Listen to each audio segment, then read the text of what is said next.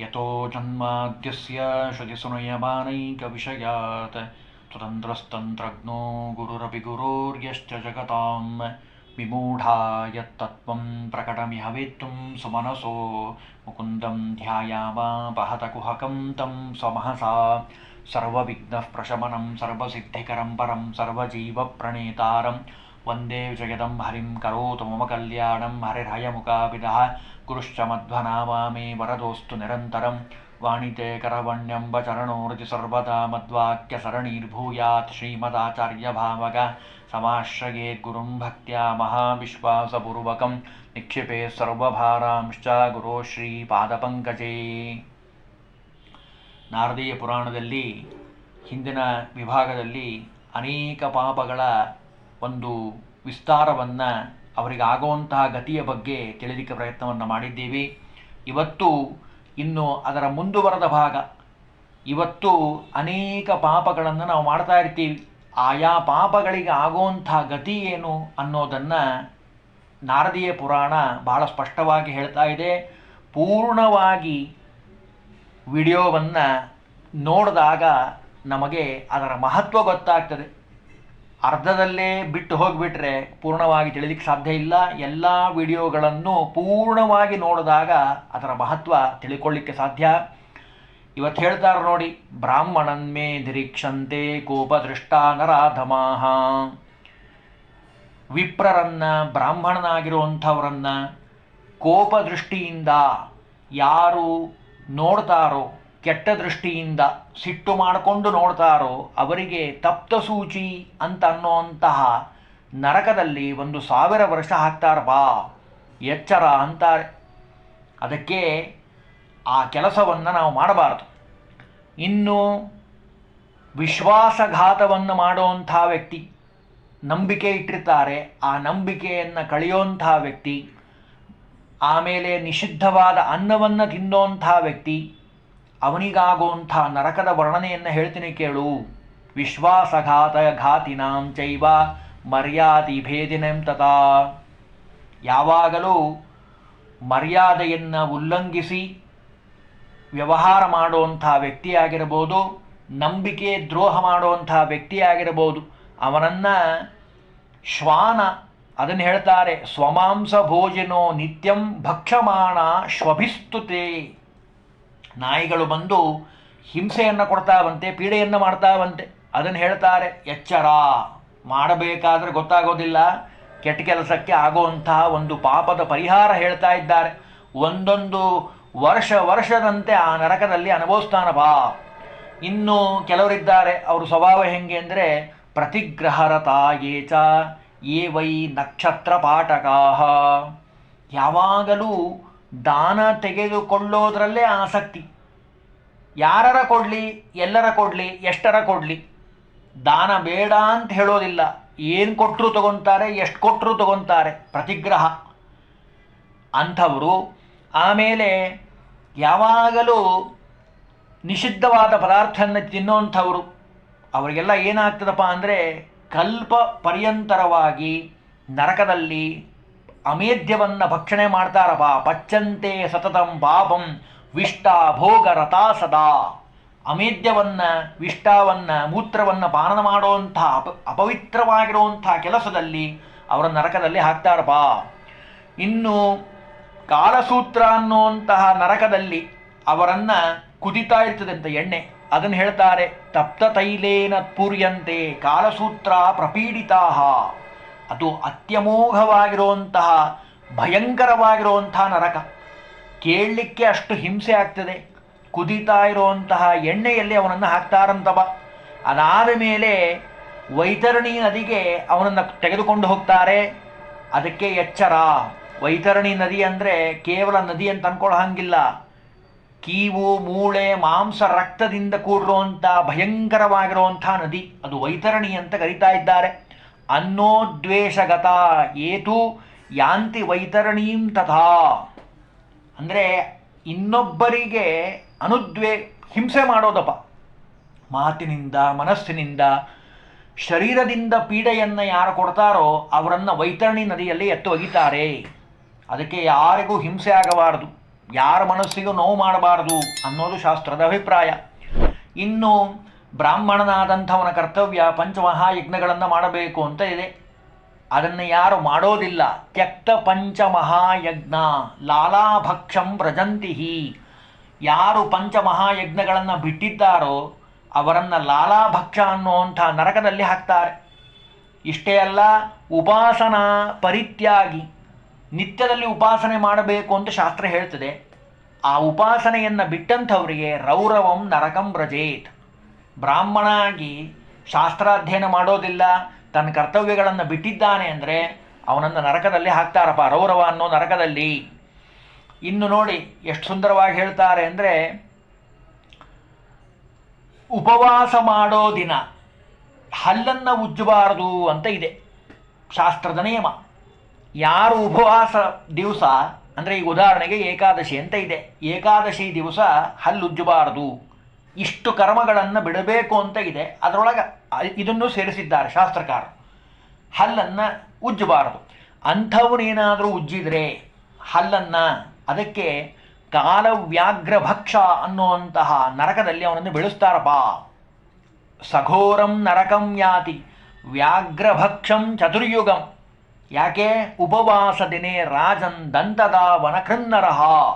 ದಂತದಾವನ ಅಂದರೆ ಹಲ್ಲುಜ್ಜೋದು, ಅದಕ್ಕೆ ಯಾವತ್ತೂ ಅದನ್ನು ಮಾಡಬಾರ್ದಪ್ಪ.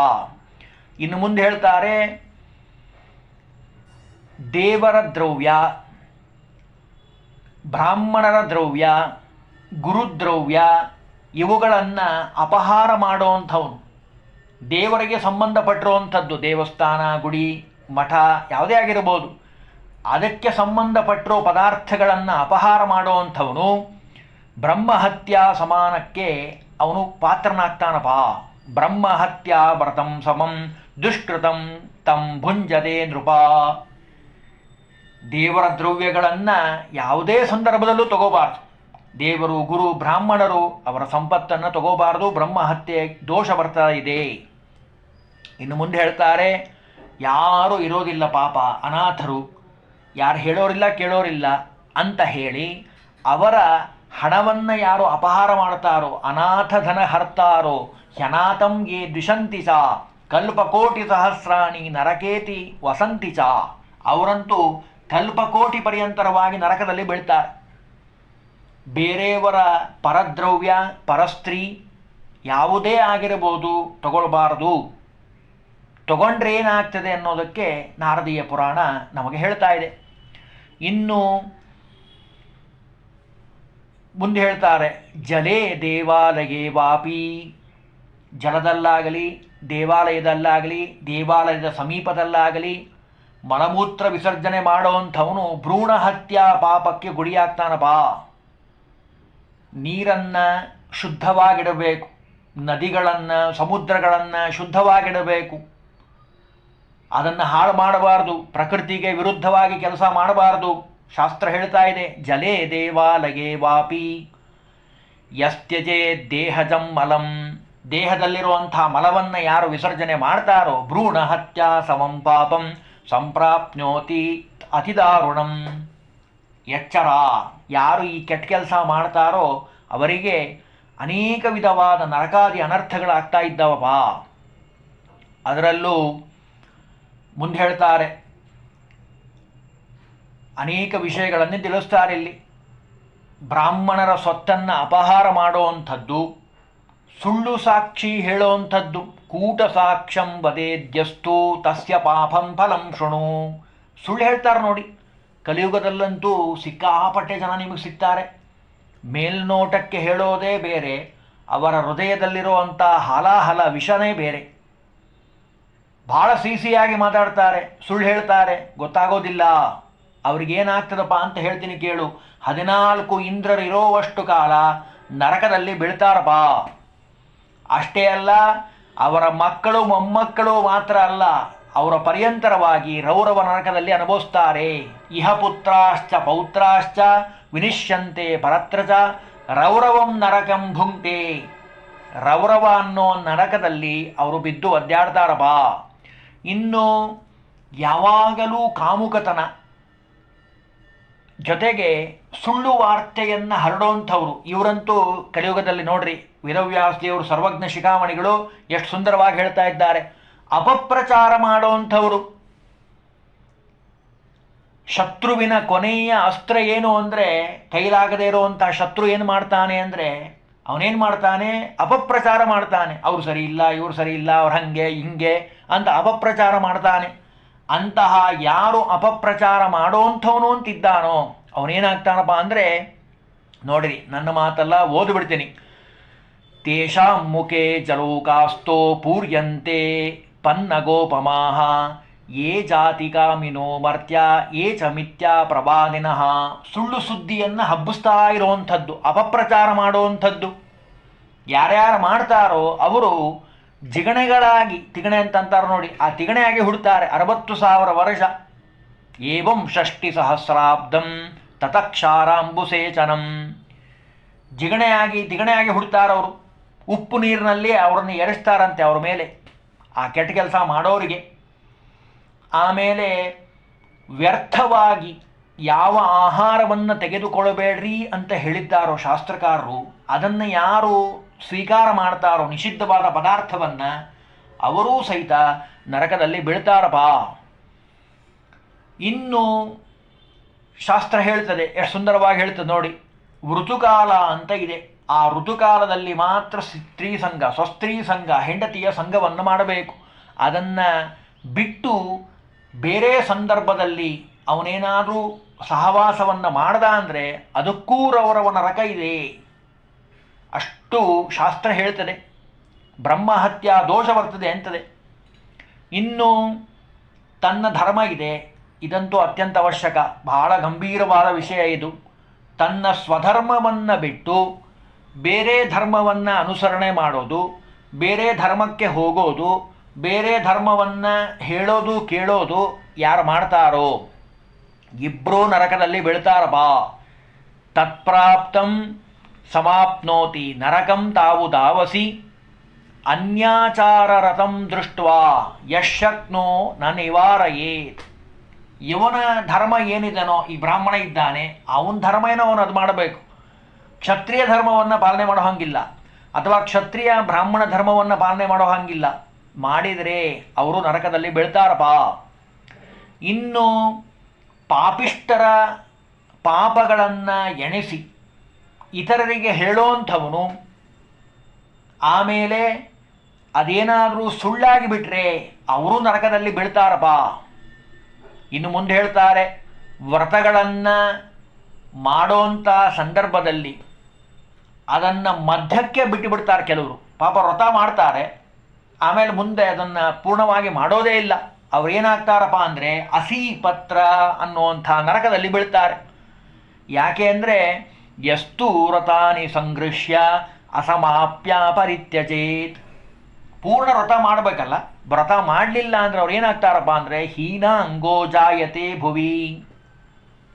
ವ್ರತ ಮಾಡಿದ್ದಾರೆ, ಅದಕ್ಕೆ ದೇವರೇನು ಮಾಡ್ತಾನೆ, ಭೂಮಿಯಲ್ಲೇ ಹುಟ್ಟಿಸ್ತಾನೆ. ಆದರೆ ವ್ರತವನ್ನು ಪೂರ್ಣ ಮಾಡದೇ ಇರೋದಕ್ಕೆ ಹೀನಾಂಗರಾಗಿ ಹುಡ್ತಾರೆ. ಅದು ಒಂದು ದೋಷ ಅಂತಾರೆ. ಪೂರ್ಣ ವ್ರತ ಮಾಡಬೇಕು, ಸಮಾಪ್ತಿ ಮಾಡಬೇಕು, ದೇವರಿಗೆ ಸಮರ್ಪಣೆ ಮಾಡಬೇಕು. ಇನ್ನು ತಾವಂತೂ ವ್ರತ ಮಾಡೋದಿಲ್ಲ, ಮಾಡೋರಿಗೆ ಬೈತಾರೆ ಬಾಯಿಗೆ ಬಂದಂಗೆ. ಎಲ್ಲಿ ವ್ರತ ಮಾಡ್ತೀರಿ, ಆಗಲಿಲ್ಲ ಹೋಗಲಿಲ್ಲ, ಚಾತುರ್ಮಾಸ್ಯ ಏಕಾದಶಿ ಅಂತಂತೀರಿ, ಶಾಖವ್ರತ ಇರಲಿ ಉಪ್ಪಿನಕಾಯಿ ಹೊಡಿರಿ ಅಂತ ಯಾರಾದರೂ ಹೇಳಿದರೆ ನೋಡಿ, ನನ್ನ ಮಾತಲ್ಲ ಓದ್ಬಿಡ್ತೀನಿ. ಅತೀವ ದುಃಖದಂ ರೌದ್ರಂ ಸಯಾತಿ ಸ್ನೇಷ ಭೋಜನಂ ಅನ್ಯೈ ಸಂಘರ್ಷ್ಯಮಾಣಾನಾಂ ವ್ರತಾನಾಂ ವಿಘ್ನಕೃನ್ನರಃ. ಪಾಪ ವ್ರತ ಮಾಡ್ತಿರ್ತಾರೆ, ಶಾಖವ್ರತ, ಶಾಖದಲ್ಲಿ ಯಾವುದೂ ಬರೋದಿಲ್ಲ. ಚಲೋ ಉಪ್ಪಿನಕಾಯಿ ಮಾಡ್ಯಾರೆ, ಹಾಕಿಬಿಡ್ರಿ ಎಲೆ ಬೆಳಗ್ಗೆ. ಅವ್ರು ಬೇಡ ಅಂತಂದ್ರೆ ಇವ್ರಿಗೆ ಒತ್ತಾಯ ಮಾಡಿ ಹಾಕೋದು, ಇರ್ಲಿ ತಗೊಳ್ರಿ ಏನಾಗಲ್ಲ ಅಂತ ವಿಘ್ನ ಮಾಡಿದರೆ, ವ್ರತ ಮಾಡೋರಿಗೆ ವಿಘ್ನ ಮಾಡಿದರೆ ಅವರೇನಾಗ್ತಾರಪ್ಪ ಅಂದರೆ ಭಯಂಕರವಾಗಿರೋ ನರಕದಲ್ಲಿ ಬಿದ್ದು ಒದ್ದಾಡ್ತಾರಪ್ಪ. ವ್ರತ ಮಾಡ್ತಾರೆ ಅಂದರೆ ಸಂತೋಷ ಪಡಬೇಕಲ್ಲ. ನಾವಂತೂ ವ್ರತ ಮಾಡ್ತಾ ಇಲ್ಲ, ಅವರು ಮಾಡ್ತಾ ಇದ್ದಾರೆ ಅಂತ ಸಂತೋಷ ಪಡಬೇಕು, ಅದಕ್ಕೆ ಅನುಕೂಲತೆ ಮಾಡಿಕೊಡಬೇಕು. ಅದನ್ನು ಬಿಟ್ಟು ಏನಾದರೂ ವ್ರತಕ್ಕೆ ವಿಘ್ನ ಮಾಡಿದರೆ, ಯಾವುದೇ ವ್ರತ ಇರ್ಬೋದು, ಹಾಲಿನ ವ್ರತ ಇರ್ತದೆ, ಇಲ್ಲಿ ತೋಡ್ರಿ ಹಾಲು ಕುಡೀರಿ, ಮೊಸರಿನ ವ್ರತ ಇರ್ತದೆ, ಶ್ರೀಖಂಡ ಮಾಡಿ ಹಾಕ್ತೀನಿ ತೋಡ್ರಿ ತಿನ್ರಿ ಅಂತ ಅಂದರೆ ಅವರು ನರಕದಲ್ಲಿ ಬೀಳ್ತಾರಪ್ಪ. ಇನ್ನು ಅಭೋಜ್ಯ ಭೋಜಿ ಸಂಪ್ರಾಪ್ಯ, ನಿಷಿದ್ಧವಾದ ಪದಾರ್ಥವನ್ನು ತಿನ್ನೋಂಥವನು, ನಾನು ಮತ್ತೆ ಹೇಳೋದಿಲ್ಲ, ಎಲ್ರಿಗೂ ಗೊತ್ತಿರೋವಂಥದ್ದೇ, ಯಾವ್ಯಾವ ನಿಷಿದ್ಧ ಪದಾರ್ಥಗಳು ಅಂತಿದ್ದಾವೋ ಅದನ್ನು ತಿನ್ನೋಂಥವನು ಅವನೇನಾಗ್ತಾನಪ್ಪ ಅಂದರೆ ಅತೀ ನಿಕೃಷ್ಟವಾಗಿ ವರ್ಣದಲ್ಲಿ ಹುಡ್ತಾನೆ. ಅನೇಕ ಪ್ರಾಣಿಗಳ ಹಿಂಸೆ ಅವನಿಗೆ ಆಗ್ತಿರ್ತದೆ ನರಕದಲ್ಲಿ. ಅದಕ್ಕೆ ಎಚ್ಚರ.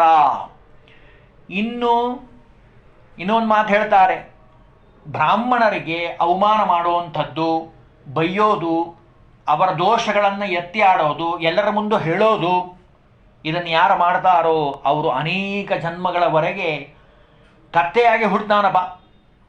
ಮುಂದೆ ಹೇಳ್ತಾರೆ, ಬ್ರಾಹ್ಮಣನಿಗೆ ಪಾಪ ದಾನ ಕೊಡ್ಲಿಕ್ಕೆ ಬಂದಿರ್ತಾರೆ ಪಾಪ ಯಾರೋ ಒಬ್ರು, ಆ ದಾನ ಕೊಡೋರಿಗೆ ವಿಘ್ನ ಮಾಡುವಂಥದ್ದು. ವಿಪ್ರಾಯದೀಯ ಮಾನೇತು ಎಷ್ಟು ವಿಘ್ನಂ ಸಮಾಚರೇತ್. ಅವ್ರಿಗೆ ಯಾಕೆ ಕೊಡ್ತೀರಿ ಬಿಡ್ರಿ, ಅವ್ರಿಗೆ ಕೊಡೋ ಅವಶ್ಯಕತೆ ಇಲ್ಲ, ಅವ್ರು ಅಷ್ಟೇನು ಓದ್ದವರಲ್ಲ, ಅಷ್ಟೇನು ತಿಳಿದವರಲ್ಲ, ಪಾಪ ಅವ್ರು ಕೊಡೋರು ಕೊಡ್ತಿರ್ತಾರೆ, ಅದಕ್ಕೆ ಕಲ್ಲು ಹಾಕೋದು. ಯಾರ್ಯಾರು ಹಂಗೆ ಮಾಡ್ತಾರೋ ಅವರು ಬ್ರಹ್ಮಹತ್ಯೆಯ ದೋಷವನ್ನು ಪಡಿತಾರಪ್ಪ. ಸಯಾತಿ ಬ್ರಹ್ಮಹತ್ಯಾನಾಂ ಸಹಸ್ರಾಣಾಂ ಶತಾಯುತಂ. ಎಚ್ಚರ. ದಾನ ಕೊಡೋದು ನಮ್ಮ ಕರ್ತವ್ಯ. ಯಾರಾದರೂ ಕೊಡ್ತಾರೆ ಅಂದರೆ ಅವರಿಗೆ ಸಹಾಯ ಮಾಡೋದು ನಮ್ಮ ಕರ್ತವ್ಯನೇ ಹೊರತು ಅದನ್ನು ಹಾಳು ಮಾಡೋದಲ್ಲ. ಇನ್ನು ಕೆಲವರು ಏನು ಮಾಡ್ತಾರೆ, ತಾವು ಕೊಡೋದಿಲ್ಲ, ಬೇರೆಯವರಿಂದ ಕೊಡಿಸ್ತಾರೆ. ಅಂದರೆ ಒಳ್ಳೆಯದು, ಅದು ಒಂದು ಪುಣ್ಯದ ಕೆಲಸ. ಇನ್ನು ಕೆಲವರು ಏನು ಮಾಡ್ತಾರೆ ಅಂದರೆ ಇತರರ ಸೊತ್ತನ್ನು ಅಪಹಾರ ಮಾಡಿ, ತಮ್ಮದಲ್ಲ ಬೇರೆಯವರದನ್ನು ಅಪಹಾರ ಮಾಡಿ ಅದನ್ನು ಇನ್ನೊಬ್ಬರಿಗೆ ದಾನ ಕೊಟ್ಟು ನಾ ಭಾಳ ದೊಡ್ಡವನು ಅಂತ ಅನ್ನಿಸ್ಕೊಳ್ಳಿಕ್ಕೆ ಪ್ರಯತ್ನ ಮಾಡ್ತಾರೆ. ಅಂದರೆ ಇನ್ನೂ ಸರಿಯಾದ ಸರಳ ಭಾಷೆಯಲ್ಲಿ ಹೇಳಬೇಕು ಅಂದರೆ ಯಾರದೋ ದುಡ್ಡು ಎಲ್ಲಮ್ಮನ ಜಾತ್ರೆ ಅಂತಂತಾರೆ ನೋಡಿ ಲೌಕಿಕ ಭಾಷೆಯಲ್ಲಿ, ಹಾಗೆ ಮಾಡಿದರೆ ಆ ಫಲವೂ ಸಹಿತ ಅವನಿಗೆ ಬರೋದಿಲ್ಲಪ್ಪ. ನಿಜವಾದ ವ್ಯಕ್ತಿ ಯಾರಿರ್ತಾನೋ ಅವನಿಗೆ ಬರ್ತದೆ, ಇವನಿಗೆ ಬರೋದಿಲ್ಲ. ಇನ್ನು ಪ್ರತಿಜ್ಞೆ ಮಾಡಿ ಕೊಡ್ತೀನಿ ಅಂತ ಹೇಳಿ ಕೊಡಲಿಲ್ಲ ಅಂದರೆ ಲಾಲಾಭಕ್ಷ ಅನ್ನೋ ನರಕದಲ್ಲಿ ಬೀಳ್ತಾನೆ. ಯತಿ ದೂಷಣೆ ಮಾಡೋವಂಥವನು ಶಿಲಾಮೂತ್ರ ಅನ್ನೋ ನರಕದಲ್ಲಿ ಬೀಳ್ತಾನೆ, ಯತಿಗಳನ್ನು ನಿಂದನೆ ಮಾಡೋವಂಥವನು. ಆಮೇಲೆ ತೋಟವನ್ನು ಕತ್ತರಿಸಿ, ಒಳ್ಳೆ ಬೆಳೆದಿರ್ತದೆ, ಹಣ್ಣು ಹೂವು ಎಲ್ಲ ಬೆಳೆದಿರ್ತದೆ ತೋಟದಲ್ಲಿ, ಆರಾಮ ಛೇದೇನೋ, ಆರಾಮ ಅಂದರೆ ತೋಟ, ವನ, ಉದ್ಯಾನವನ. ಅವನು ಅನೇಕ ಶ್ವಭೋಜನ ಅನ್ನುವಂತಹ ನರಕದಲ್ಲಿ ಬೀಳ್ತಾನಪ್ಪ. ಇನ್ನು ದೇವಸ್ಥಾನಗಳನ್ನು ಒಡೆದು ಹಾಕೋವಂಥವನು, ಕೆರೆಗಳನ್ನು ಹಾಳು ಮಾಡೋವಂಥವನು, ಒಳ್ಳೆಯ ಹಣ್ಣು ಹೂ ಬಿಡುವಂಥ ತೋಟಗಳನ್ನು ಕತ್ತರಿಸಿ ಹಾಕುವಂಥವನು, ಅವನಿಗಾಗುವಂಥ ಗತಿ ಹೇಳ್ತೀನಿ ಕೇಳು. ಅನೇಕ ಒಂದೊಂದು ಈಗ ಹೇಳಿರುವಂಥ ಎಲ್ಲ ನರಕದಲ್ಲಿ ಬೀಳ್ತಾನೆ. ದೇವತಾಗ್ರಹ ಚೇತ್ತಾರ ಸ್ತಟಾಕಾನಂಚ ಭೂಪತೆ. ಪುಷ್ಪಾವರಾಮ ಅಂದರೆ ಒಳ್ಳೆ ಹಣ್ಣು ಹೂ ಬಿಡ್ತದೆ ಮರ, ಅಂಥದ್ದನ್ನು ಕತ್ತರಿಸಿ ಹಾಕಿದ ಅಂದರೆ ಅವನು ಕಲ್ಪಕೋಟಿ ಪರ್ಯಂತರವಾಗಿ ಅಮೇಧ್ಯದಲ್ಲಿ ಬೀಳ್ತಾನಪ್ಪ. ಎಚ್ಚರ ಅಂತಾರೆ. ಅದಕ್ಕೆ ಮಾಡಬೇಕಾದರೆ ಕೆಟ್ಟ ಕೆಲಸ ಭಾಳ ಸಂತೋಷ ಆಗ್ತದೆ, ಅದರ ಫಲ ಅನುಭವಿಸ್ಬೇಕಾದ್ರೆ ಭಾಳ ದುಃಖ ಆಗ್ತದಪ್ಪ. ಇನ್ನು ಮಿತ್ರದ್ರೋಹ ಮಾಡುವಂಥವನು ಸೂರ್ಯಚಂದ್ರ ಇರೋವರೆಗೂ ನರಕದಲ್ಲಿ ಬೀಳ್ತಾನಪ್ಪ.